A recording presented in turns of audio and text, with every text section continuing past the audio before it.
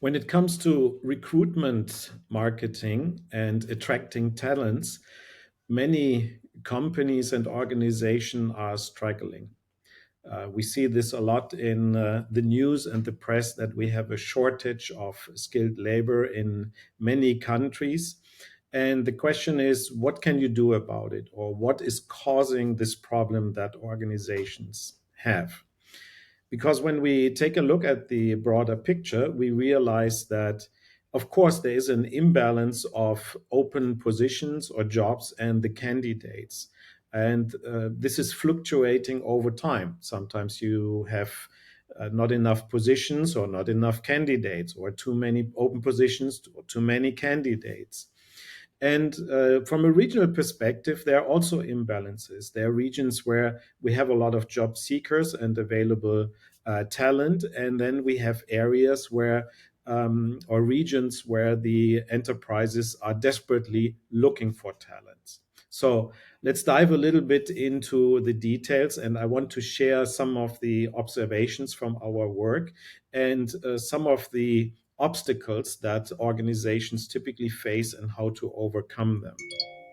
So, this is a highly complex scene when we talk about recruitment and attracting talents, because it's not just opening a position and then everybody will come. In the modern enterprise, we are facing often the situation that we have positions open, sometimes for a long period of time, but we don't have a pool of candidates. And then the question is, how do we build up that pool of candidates?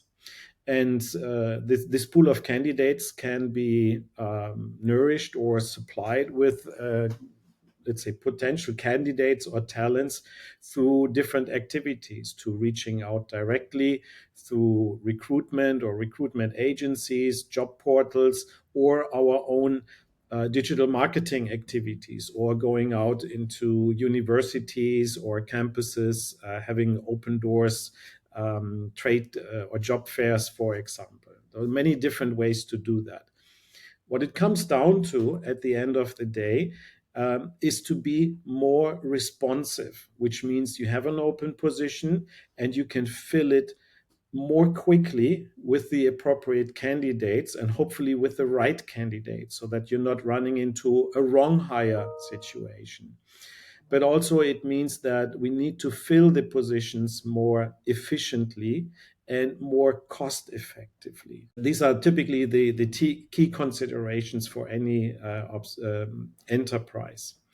Now, when it comes to the availability of candidates, what I see in a lot of projects is that the companies usually they don't have a pool of candidates, and then when they are in need of hiring people, they have to go out again and again and start from scratch, start new again, and that's slowing down the process, and that is making it very difficult to attract the talents. And likewise, it would be much better if you have an ongoing pool. If you need more and more people over time, you attract the talents and you keep them engaged in the pool, in the short list of candidates that you eventually can put in the jobs. That, of course, requires that you have some form of workforce planning, either informally or in a very formal way. And I think the larger the organization, the more complex the organization, or the more volatile the business is, the more workforce planning becomes important. And this is a very dynamic process where you need to take into consideration not only your demand situation, but also your fluctuations. So it's very, very dynamic. Now, a key best practice that we typically advise is to establish a pool of candidates that you can target. So these are candidates where you have the contact details. So these are known candidates. And in the simplest form, you have the email of somebody who contacted you or signed up to your job newsletter, for example. But the richer the information, the better the matching can also be between available candidates and open positions. And then more upstream would be the candidate audience. Now, what is a candidate audience? Think about this as a group of candidates that you have identified in a certain way. For example, they visited your websites, they visited the job portal, they took a look at some job openings, and you can the better you can segment this group of people, the better you can retarget them and consider that as a feeder pool for your candidate shortlist, of course.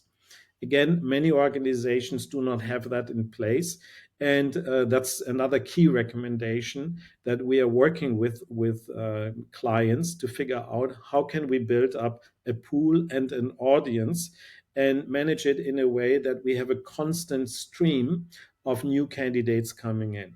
One of the key challenges, of course, is that people find jobs. And so people come into the audience, and then when they find jobs, they're not available anymore, not interested anymore. And likewise with the pool of candidates, the short list. No? If you think you have a list of 200 or 2,000 people, and you will be often surprised that they are not available anymore. Or if you haven't responded quickly enough in the eyes of the candidates, they're also moving away. Some markets are moving very, very quickly. It depends on the industry. Now, I mentioned different ways of building up your shortlist of candidates or getting candidates into your business. Of course, recruitment partners, recruitment agencies, that's a great idea, but it's also not the most, usually not the most cost effective way. You get the candidates presented, and they're often a good fit and they're prepared. But sometimes it's quite expensive, especially when it turns out later that the candidate was not a good fit, and you have the cost of a wrong hire or the opportunity cost of bringing in the right candidates, and you have to start over again. Also, the job portals are also great for getting the word out and creating awareness for your employer brand, for your positions. And this is also good, but keep in mind that you don't own that platform, and subsequently you do not own the pool or the audience. So you cannot say, okay, we have an audience of 10,000 people who potentially could become candidates, and here's how it's developing over time. You don't own that. The only thing that you own is your list of candidates, people who've come to the website, and you were able to track them with their consent, of course, or people you have in your job newsletter, and so on. So these are typically the things that we work on. There are many other challenges, and I just want to mention a few observations. Like in customer marketing or B2B, B2C marketing, in employee marketing, we also need to pay attention to conversions or conversion optimization. And that's really a pain point, because most companies don't know where the candidates came through, if it came through advertising or other channels, and what percentage they have converted. And that's very challenging, because the campaigns that we typically run, they need the signal if there was a conversion that happened over time. Then there is often no targeting of audiences. So it's more like get the job post out and wait if somebody is coming.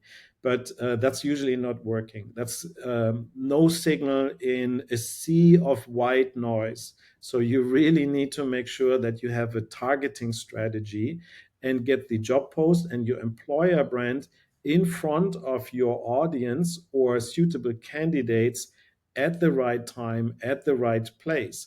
Otherwise, you will have a huge shortcoming or a delay in your hiring flow. Now, the growing enterprises or large enterprises typically are looking at or having already a so-called ATS, an applicant tracking system. And this is super important in order to stay on top of your hiring pipeline, and also to track where the candidates come from, how can we optimize that, etc. Now, one key point is, and this is a fairly technical topic. We call this also technical SEO, search engine optimization. A lot of companies do have job posts or a portal on their website, but when I look at it, I find that it's not discoverable. It's not discoverable by the search engine, and then it's very hard to attract talent. So if I'm looking for a specific job in a specific city, in a specific industry, for example, or brand, you need to be discoverable. You need to be in the top search results. If you're not there, then it's very unlikely that people go to the second page of the search result or the third, etc. Most clicks, 95% or more, are happening on the first page of the search results in Google, Bing, and other search engines. So, discoverability, visibility is a key focus. Now, what can you do? We developed actually several tools and approaches. One simple thing to use is a recruitment marketing calculator, which we published quite a while ago. It's a very handy tool where you can play around with sliders to figure out what should be our assumptions and what could be the expected performance for a given marketing campaign, or what do we get out of that in terms of candidates, the pool of candidates that we can generate through that, or retarget, for example. Now that's a static tool, and it's quite useful. The next level tool is a dynamic simulation, and this is particularly interesting for companies who are struggling with the dynamics of recruitment or talent pipeline, where you have these imbalances, you have a workforce plan which is also changing over time. So you really want to figure out what are our performance scenarios from a recruitment perspective, from a talent acquisition perspective. Because let's face it, if you don't have the people in the jobs, you are losing out on projects, for example, or you cannot sell to customers, you cannot service customers. So it's quite a business impact. And these tools are a great way to figure out what should be our levers and where do we need to pay attention to, where do we need to allocate resources in these areas. And then, last but not least, I see we have a lot of questions coming in already about these topics, so that's all great.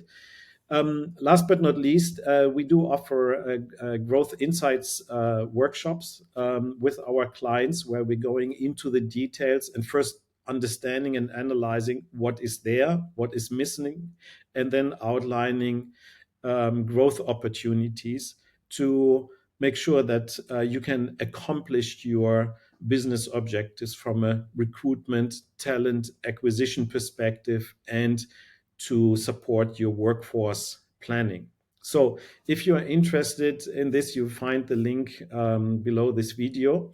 And I am looking very much forward to your questions in this short talk, and also beyond in the upcoming meetings. So good luck as always.